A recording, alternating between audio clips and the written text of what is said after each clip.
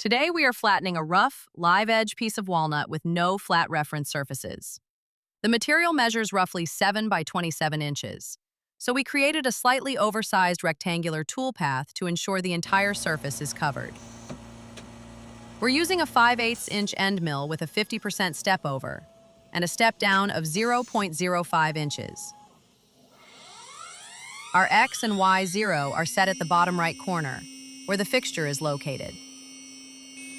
For Z0, we reference the highest point of the material. This allows the tool to remove material gradually and safely. At 190 inches per minute, the first passes only surface the high spots. As the tool path progresses, each pass removes more material until the final pass creates a completely flat surface.